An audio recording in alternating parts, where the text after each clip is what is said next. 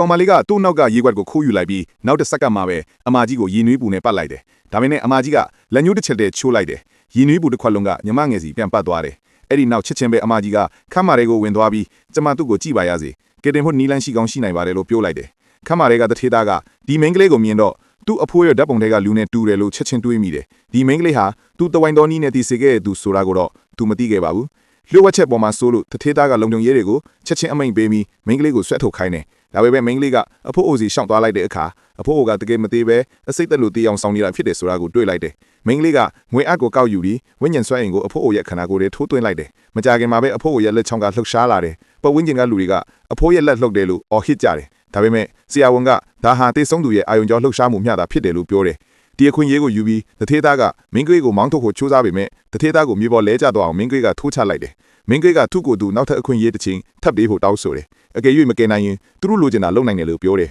ဥက္ကဋ္ဌကသဘောတူလိုက်တယ်မင်းကလေးကငါသူ့ကိုတေချာပေါက်နိုးထလာအောင်လုပ်မယ်လို့ကတိသစ္စာပြုလိုက်တယ်ပြောပြီးတာနဲ့သူကငွေအပ်တာစင်ပေါင်းများစွာကိုအဖိုးရဲ့ခန္ဓာကိုယ်ထဲအမြန်ထိုးသွင်းလိုက်တယ်မမျော်လင့်ပဲနောက်တစ်စက္ကန့်မှာပဲအဖိုးကထထိုင်လိုက်တယ်လူတိုင်းအံ့ဩသွားကြတယ်